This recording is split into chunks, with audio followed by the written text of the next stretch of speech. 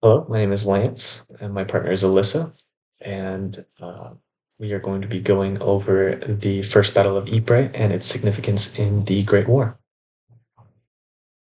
So, starting off with this slide, I kind of want to go over like how First Battle of Ypres came to be. Uh, Going back to sort of the beginning of the Great War, what happened was the heir to the throne of Hungary, Archduke Franz Ferdinand, was assassinated by a Serbian, which then they declared war on Serbia. Germany allied with Hungary, and Russia allied with Serbia. And then once Germany started to invade France through Belgium, that's when the British got involved and allied with France. And so that was sort of the beginning of World War One, and which led to the start of the Battle of Ypres. The Schlieffen Plan was a strategy for a quick victory. Germany didn't want to go to war on two sides, fighting against France on the west and Russia on the east. Their plan was to invade France quickly through Belgium, defeat them, and turn to fight Russia.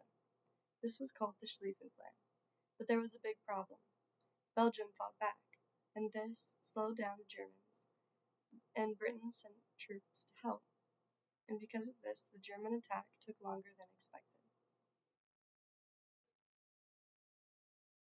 So with this slide, I was going to go over the miracle of the Marne. I know some other classmates are going over it more in depth, but its significance in the First Battle of Ypres is that when the Germans were executing their Schlieffen Plan, and it was working for the most part, trying to invade France as swiftly as possible so they can get back to fighting Russia. They came to a halt at the Marne, and what happened was the French were throwing just everything they could at the Germans to stop them from reaching Paris, and they were throwing taxis and just the people of France, and they succeeded. They stopped the Germans, and the Germans were forced to retreat and to sort of go backwards in their plan. They found out quickly that they were not going to defeat France as quickly as they wanted to. And so this was a big point in why the First Battle of Ypres took place. So now that we've made it through the First Battle of Ypres, we're going to go over some more finer details of where it was, who was fought between, and sort of when in the time frame of World War One that it was. And so, where this was based in a Belgian city called Ypres, and this was during October 19th through November 22nd of 1914. And this battle was fought between the Germans and the Allied party, which was at that time uh, the British, the French, the Belgians, and I believe I read something on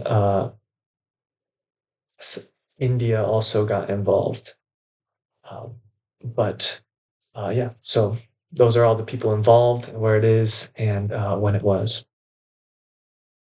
So for this slide, a very important part of the First Battle of Ypres was the race to the sea. And essentially, it wasn't really a race to the sea. It was Germany's plan to try to revive their Schlieffen Plan campaign after losing at the Marne. And what they were trying to do was find another way into Belgium uh, and get it back into France so they could take over France as quickly as possible still.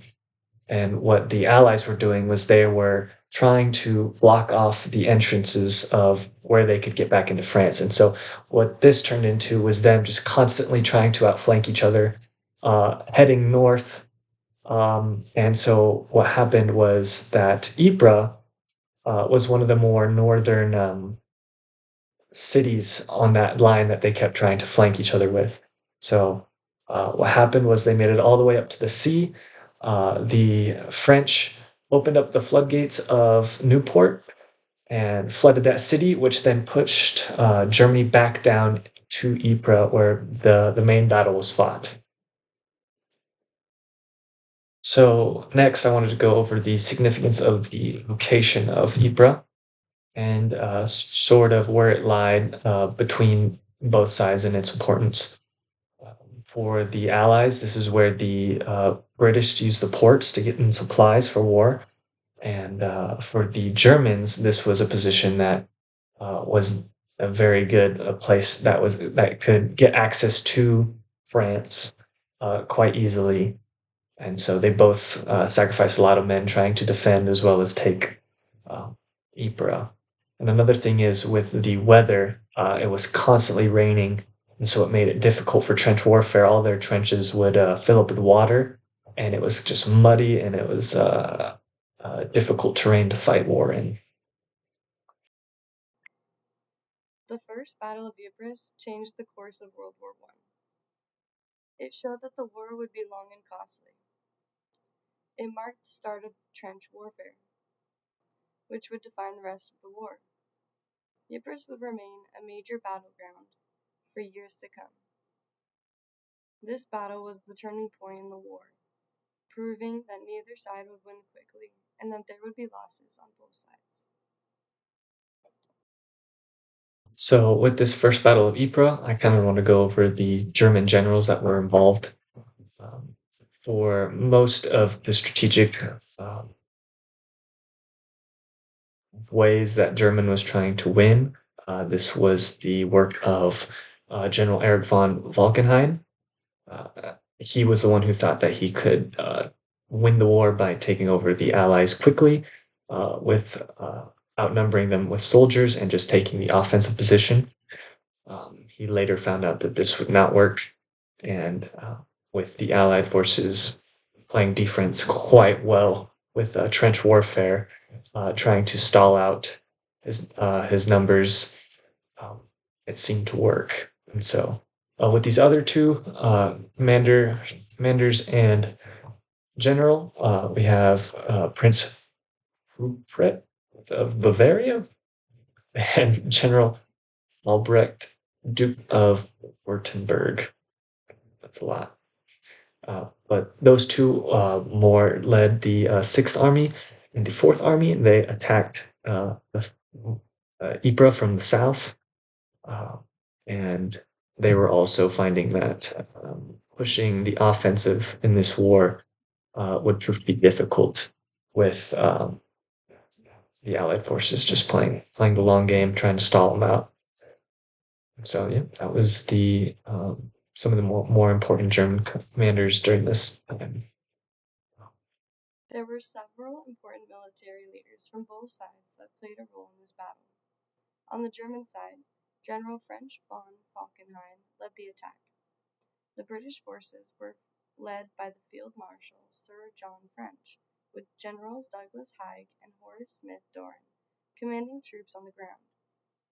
French leaders like Ferdinand Foch and Joseph Joffre worked with the British to stop the Germans. These leaders made key decisions that shaped the outcome of the battle. So with this slide, I wanted to talk about sort of a significant battle strategy that sort of started turning how this war was fought into, starting out with the race to the sea, uh, a very mobile war where they're out both sides are racing north to constantly moving during war to try to take position, then slowed down a lot by trench warfare. And a smart strategy used by the Allies is as they were moving upwards towards Ypres and the race to the sea, they were digging shallow trenches to then leave people behind to make sure that those spots were still covered in case Germans tried to invade through that position. Um, that really slowed down the Germans' offensive strategy, and it kind of changed the how the war was fought. With a lot of it after the first Battle of Ypres turned into trench warfare, people stalling each other out. It'd be a long battle with a lot of casualties, and so some more important things about trench warfare during the First Battle of Ypres was, as I talked about earlier, the weather was very rainy, as well as the Allies opening the floodgates at the city of Newport. Uh, that flooded a lot of trenches.